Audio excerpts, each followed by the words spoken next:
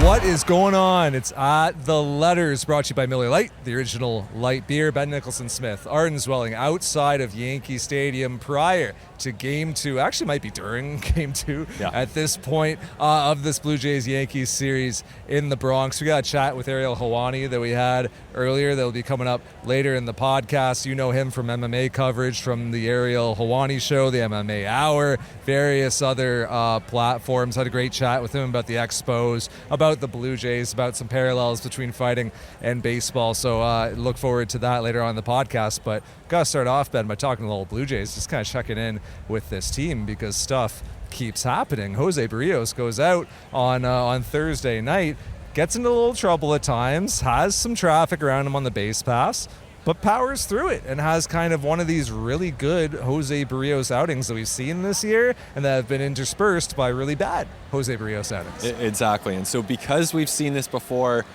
I'm not going to stand here and say, all right, like it's fixed. Jose Berríos is now back to being that number 3 starter that the Toronto Blue Jays need him to be. I mean, that would clearly be a leap that Berríos hasn't quite earned given the trajectory of his season this year. Now, when you're facing the Yankees and you have Aaron Judge in this lineup at this park, on the road, 40,000 people, he did a really good job to be able to deliver the kind of start that he did. So full credit to Jose Berríos. To me, as I look forward with him, I think for him to kind of turn that page and get back to where he probably should be, given his stature and significance to this organization, I think they probably need to see something like 4 of the next 5 resembling what we just saw. It's funny because all year it has been just the most peaks and valleys season for Jose Berríos. Like when he's really good, he's really, really good. When he's really bad, it's like 8 runs and 4 innings. There really hasn't been anything in between. Like it's very seldom that you see that like 5 and dive 2 to 3 runs from him. It's like either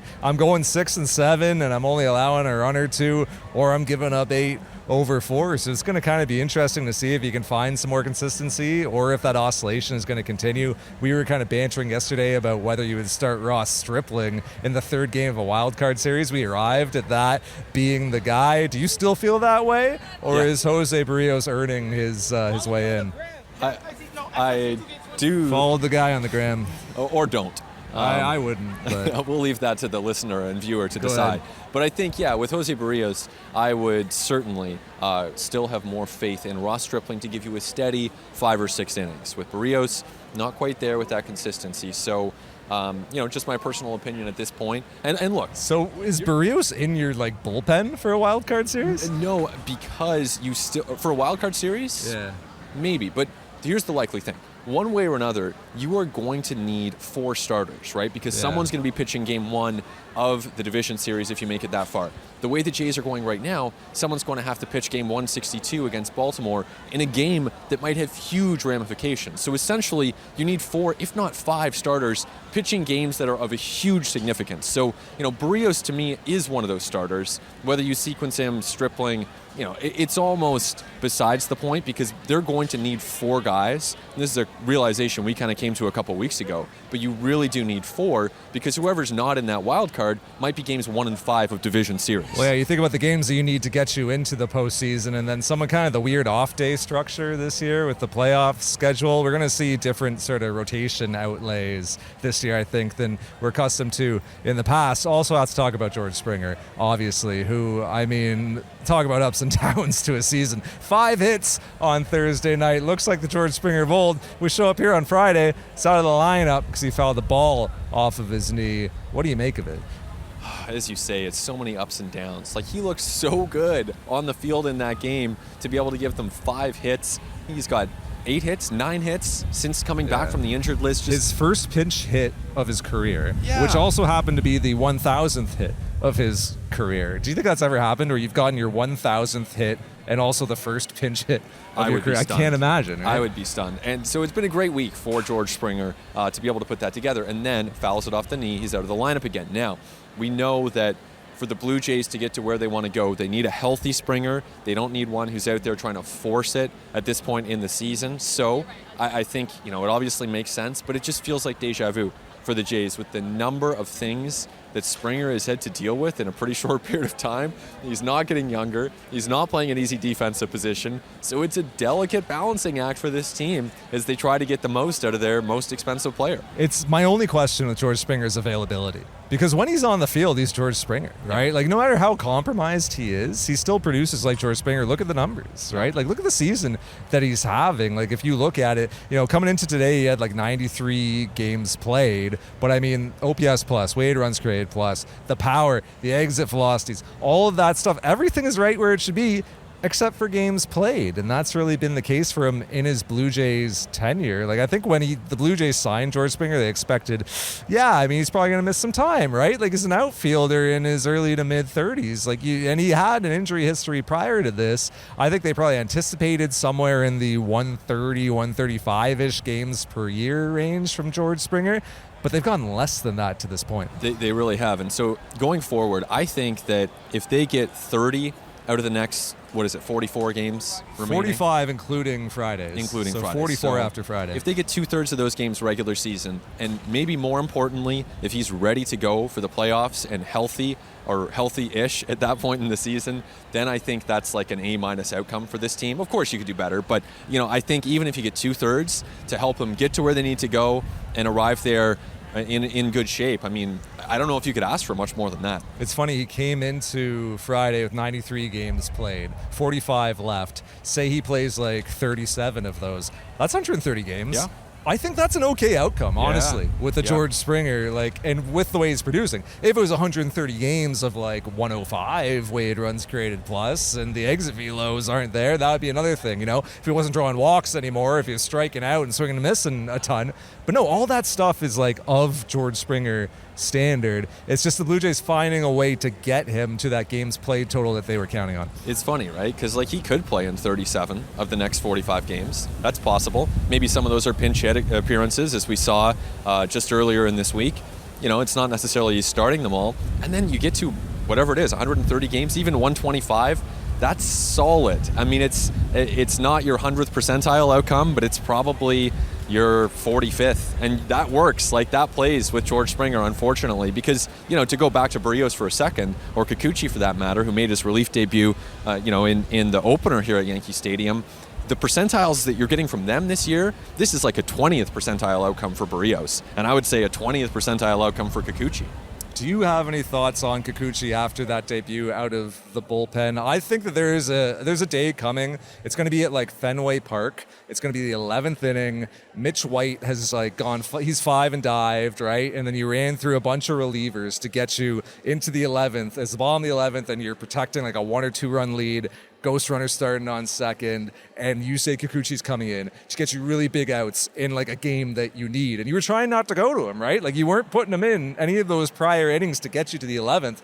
But it's like I said on the pod yesterday, I really think Yusei Kikuchi's going to be getting some big outs for this team. Maybe not because they choose to put him in high leverage spots, but because they're going to get into a spot where they don't have a choice. Yeah, and that's entirely possible. If that happens, then I wouldn't be shocked. But, to answer the original question that you posed there, I don't view things differently after seeing what we saw in that opener. And to be honest, I don't know exactly where your threshold would be for how far along he would have to go is before you would change your opinion. But Blake Murphy asked me this earlier today on his show, Blue Jays Talk Plus, and to me it was like he would have to go no walks, 0 walks for at least, 15 innings, something like that. Right. I don't know where you would put the line, but he's not close to that right now. Time now for Major League Beer for Major League Baseball, brought to you by Miller Lite, the original light beer. Are we going to crap on some more Yankees legends today? Not today. Not with all these Yankees Babe fans. Ruth yesterday. Who is it today? DiMaggio, maybe? Not as I'm literally surrounded by Derek Yankees Jeter. fans. I'm not going to do that. All right, let me propose this to you, because the Kikuchi thing kind of got me thinking. And I'm not saying that, like you say, Kikuchi has 75 grade stuff, but he has really, really good stuff. Yep. Doesn't have great command, right? So you can have one of these 2 pitchers as a project. You're getting them. I'm going to give you 6 years of control over them. They're the same age, same size, same handedness, whatever. The only difference between them is one of them has 75 grade stuff, 35 grade command. Yep. The other one has 75 grade command, Yeah. 35 grade stuff. Great Who question. do you want? Great question. To me, I would go, honestly, with the command pitcher. And, well, can I ask? Oh, man, I guess I've already tipped my hand, so I'm going to stick with my answer here. I'm going to assume that you can develop this pitcher. We don't know how old this pitcher is. We don't know exactly, are they a college pitcher, a high school pitcher? Maybe they're already a pro. But I will still, regardless, take the pitcher with the command, because it is just hard to deal with someone who can't put it where they want to. And I think there is room to develop a little bit more stuff in the major leagues. You could point to a Ross Stripling, who we spoke to on our previous episode, the changeup. Some people might have graded that as a 35 pitch when he went pro. Now it's getting swings and misses against major leaguers. Shane Bieber, there's another great example. When he was drafted, he was not viewed as someone who had frontline stuff. Then he goes out and wins a Cy Young. So you can develop that, I think, easier. I don't know where you land on this one, but for me, I would take the command. As long as the stuff is, 35 stuff isn't nothing, it's something you can work with. I think you have a very good AAA starter who is going to get up to your big league team and get absolutely shelled. Yep. And I think that he is going to locate his 35 grade stuff in the zone, and these big league hitters are going to hit it 5 million miles. Give me the stuff. Give me the stuff, because I can work with that, because honestly, maybe the worst case outcome here is that he's just an effectively wild reliever, right? And he's a guy who's coming out of my bullpen throwing absolute gas. The stuff's playing up even more now because it's out of my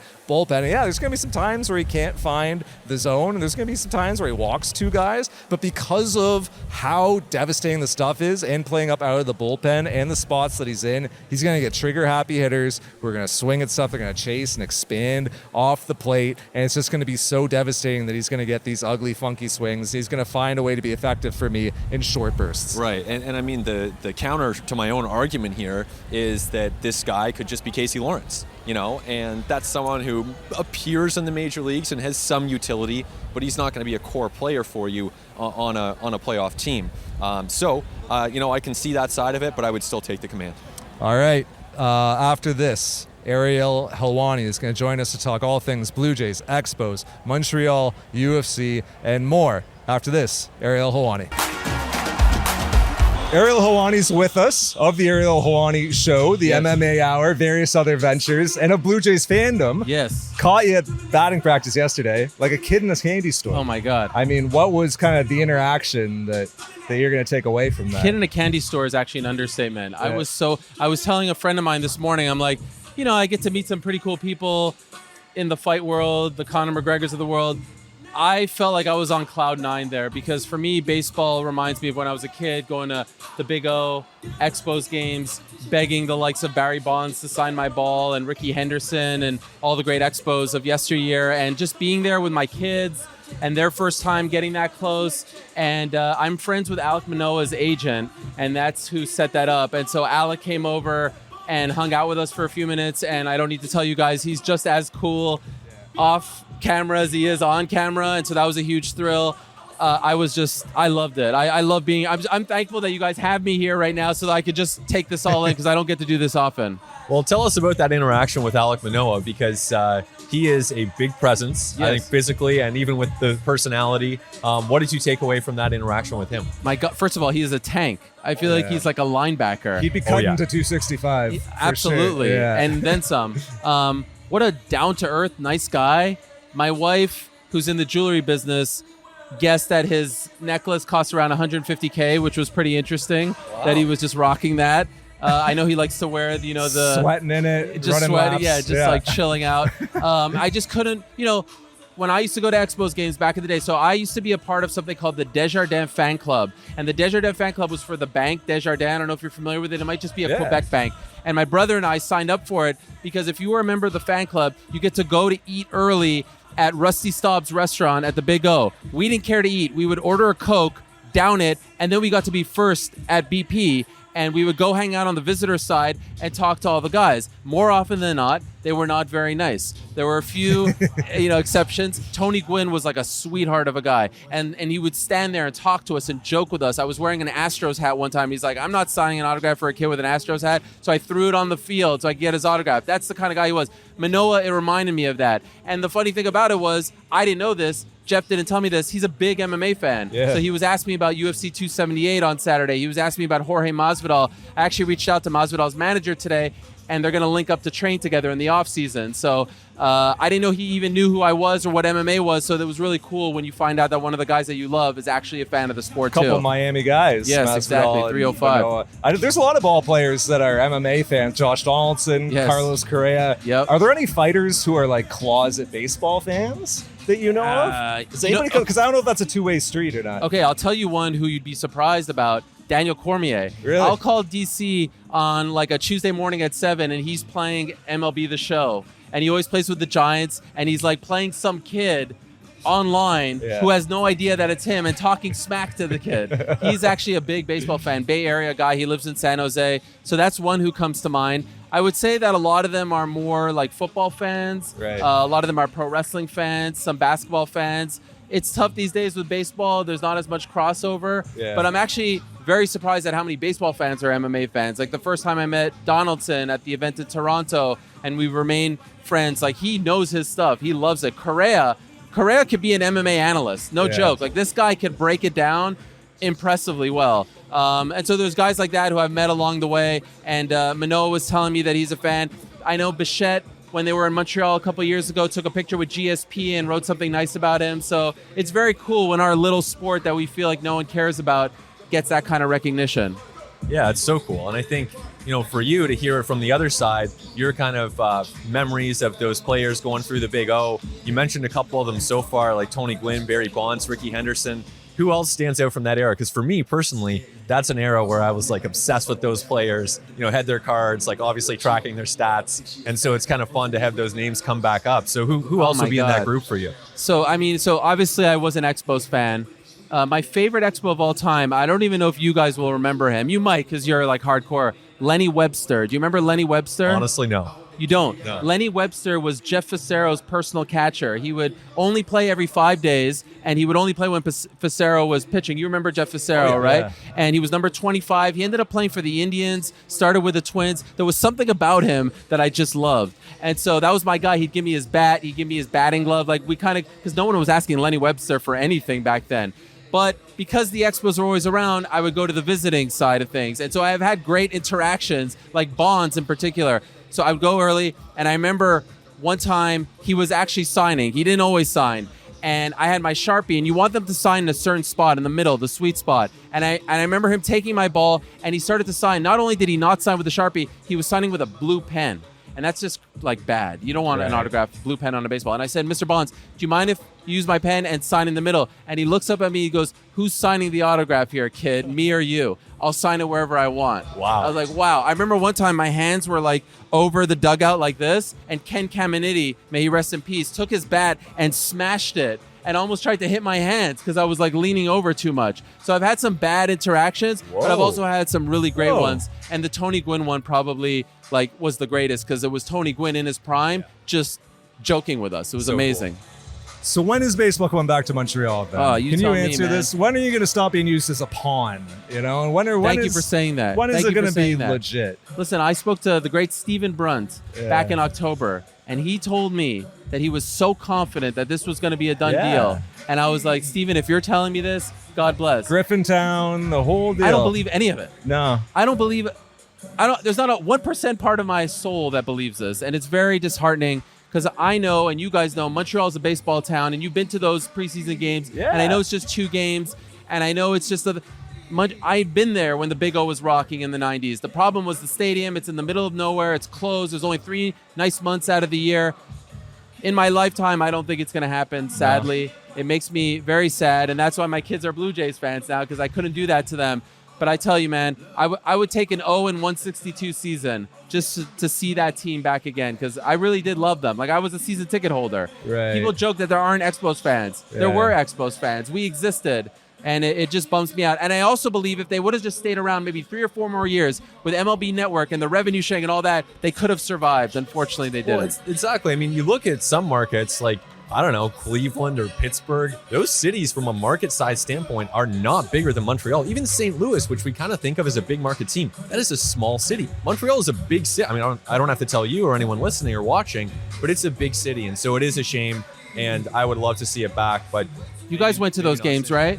The preseason games, the spring training games. a few times. To the one in Montreal. Yeah. We did podcasts there. Exactly, we did. Did you do the one where Vladdy hit the walk-off? Hell yeah. Oh, man. That was great. That literally got me emotional watching him do that where his dad did it. The stadium shouldn't have baseball in it right now. It I probably agree. shouldn't have had baseball in it back then. Like, where were your seats? Like, where were your tickets? Back in the day? Yeah, where were third your base seats? side.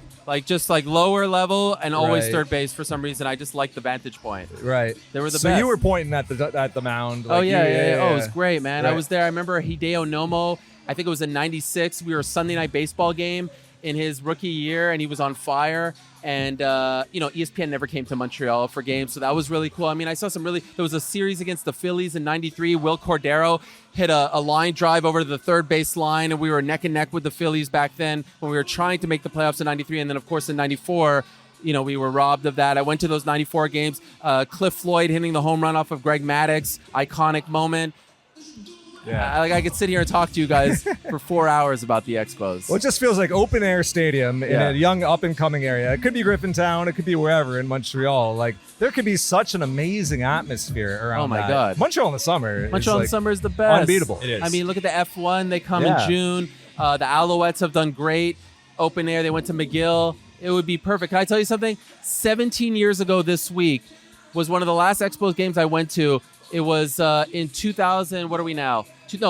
19 years ago. It was in 2003. And I don't know if I could say this here, but basically, I was a very straight-laced kid. My friends weren't. And a friend of mine always wanted me to partake in something that could be deemed illegal, if you get what I'm saying. It is no longer illegal. No longer illegal. I just don't want to get anyone in trouble. Yeah. And so what happened was Expos were down 3-0 to the Giants. Brad Wilkerson comes up, bottom of the ninth, 2 outs. And I said to my friend, if he hits a walk-off grand slam, I will do this with you. Walk-off grand slam. It's the last time that I ever did that, if you get what I'm saying. That's amazing. I just love the names too. Brad Wilkerson and Will Cordero and Jeff Becerra. I mean, such a great history for the Montreal Expos, and even just bringing it back a little bit is awesome. I think the Jays could do a much better job of celebrating their history. But when you think about Canada and baseball, there really is so much history there to celebrate. Thank you. A lot of Expos fans will not root for the Jays because they voted to contract the Expos, if you recall, in 2002, and they hold that against them. And I can understand that. I thought that was a pretty crappy move on their part, if I'm being honest. That being said, I love them because of Vladdy. I love what they're doing. I was rooting for Anthopoulos. I wanted them to win in 2015, all that stuff. And it's Canada's only team. And so it's way more fun to be a fan of a team than not. So you're a Blue Jays fan now, and people know you now, independent Helwani. You don't hold back. Yes. No holds barred. yeah. All right? What do you got? Let's get on the nose. Yes, What's yes. your most, inflammatory, that's probably the wrong word. What is your most, staunch Blue Jays opinion right now? Maybe that goes against the trend, that maybe is outside the box. I'll tell you what, they're missing a leader. Yeah. They don't have a leader. And I don't know if that's a hot take per se, but I was never a fan of the Montoyo hiring, with all due respect. A good friend of mine, his name is Jason Tackefman. He used to be the GM of the Vancouver Canadians, the single A team, and knew Mr. Schneider when he was there coming up, and speaks very highly of him. And so I'd like to support him, and I think that he could be that guy, and I like his sort of, loud, boisterous attitude. But in the clubhouse, as far as the players go, who's the leader? Who's the voice? Who's the guy that's going to tie them together? I don't know. And that's what I think they're missing. I'd say it's George Springer. Is he I that was going guy, to say though? the same thing. But is he that guy? Is he truly that guy? Well, with all due respect. And I love this. I love the takes that you're bringing here. This is great. I think, so to the extent that we can know, which is limited, I think he is. I think that he is consistent. And in baseball, I think that consistency is essential for any kind of leader. But Springer, at least in my interactions with him, he just seems very consistent day to day, but with the energy. So, I'm not saying there's not another level or that there isn't something to what you're saying, but I do have a good impression of Springer. It's an interesting blend, right? Because it's a very young team when you think about it. Guys like you mentioned, Vlad and Bo, these guys are 23, right? Adley Rutschman is older than those guys. Vlad's already been one trip through arbitration, right? Adley Rutschman's in his 4th month in baseball, so at this level. So it is a weird blend of those very young players, Alejandro Kirk as well, with guys like Springer, with guys like Kevin Gausman, who's been around the sun a few times in this league as well. So it's I agree with you that it would be tough to isolate one individual as that is the leader, but I don't know if that's baseball at the same time though, right? That's fair. In those Expos teams you're talking about, was there one guy who was the leader? I think in baseball it's more of a collective fair, thing. although everyone respected Felipe so much, right? Yeah. They had that voice, right? They had that guy who had been around for so long in the game. And I don't know, obviously Schneider's been around, but not at that level. Right. And so I'm not trying to, I'm a huge Buffalo Bills fan as well. Yeah. And the same type of stuff that people were saying about the Bills going into last season, they were saying about the Blue Jays going to this season. Favorites, preseason, all that stuff. And I wondered if at one point it was getting to be a lot where they were starting to buy their own hype and starting to, puff their chest out like, we've already won. You guys haven't won anything, right? Yeah. And it reminded me of the Bills. And the Bills at one point, I don't know if you guys follow football, but like they had that rough stretch in November, and it kind of reminds you of the rough stretch that they went on, but then they turned it around last minute. Now the Bills have Josh Allen. Who's Josh Allen here, right? Well, they also have Stephon Diggs, right? Isn't Sure. it a few guys? I just think that's like a weird hockey thing Sure. that leads into other sports coverage, where it's like, who's the captain? Okay, so if you have Who's the Springer, voice in who's the next room? guy? I think Kevin Gosman's a leader. Absolutely. I think that like at times, Vladimir Guerrero Jr. by his actions and by his performance is a leader. Not necessarily the most vocal guy, honestly, in the clubhouse, I don't Right. think. But I think that on the field, in big moments in the batter's box, I through hope so. actions, he's a leader. You would know better than I would. His dad was never vocal as well. Yeah, and it's going to be interesting too, because one way or another, this is the time for that leadership to show, right? You've got 45 games left, and we were talking to Ross Stripling about this yesterday. Kind of, I heard it.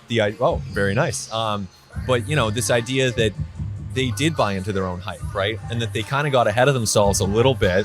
And now it's time for them collectively or individually to find a way to actually step up and make the most of their potential on a granular level, like not 162 games at once, or like Stripling was saying, whatever it is, hitting a 5-run homer, but really trying to find ways to just advance it inning by inning and play by play. Yeah, and I think there's a lot of pressure on them, because what was the narrative at the end of last season? We'll be back next season. We're not going to make the same mistake. We're not going to leave it for the last weekend. We're not going to let someone else control our destiny. And now it feels like we're going the direction of potentially needing other people to help control their destiny. I would be lying if I didn't say that I was disappointed in Bichette this year.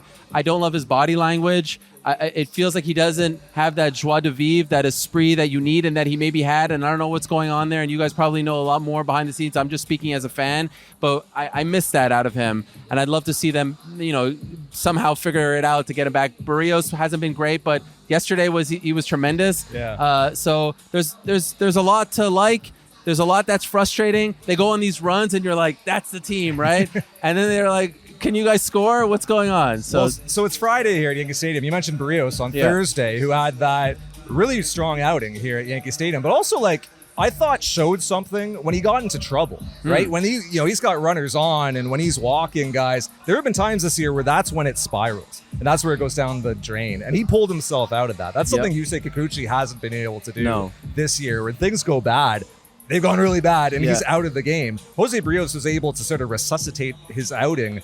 I think that was a big step for him, confidence-wise even. It's a bit of a parallel to fighting there, right? Yeah. Where, like, for a fighter, you have to go into the octagon with utmost confidence. It's just you in there, right? And you have to, like you said, believe your own hype a little bit, but you can't believe it too much, right? Like, if you're Kamaru Usman, I mean, you might be pound for pound best, but you also have to go in there and, like, execute fundamentals against Leon Edwards. Like, you have to have a game plan to execute that. I think it's kind of similar with baseball, with, like, Jose Berríos needs to be really confident in those moments and believe his own hype. Believe I'm Jose friggin' Berríos, and I have 5 years of being the most consistent guy in baseball to prove it, but then also execute a curveball and execute a two-seamer, whereas earlier in the year, maybe that execution was missing in those times when things weren't going I well. couldn't agree more. I'll add 2 things to that. It's funny you bring up Usman.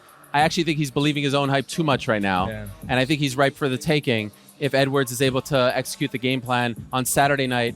I was thinking of this. I was listening to your interview this morning, walking my dog with Stripling, and I loved what he said about when Schneider went to the mound and asked him if he wanted, to keep going. And I think that's really cool on Schneider's part. And I thought it was really cool on Stripling's part to say, I'm done. Because there's a lot of fighters who wouldn't say that, and then they go out and they make a huge mistake. Now, of course, he could walk off. He has a great moment. You can't just leave a fight when you're no longer there. Yeah. But to be that confident and say, you know what, I trust the guys behind me to take this home, and I don't got any more. And in fact, I'd be a detriment to the team if I stayed, even though my ego probably wants to stay.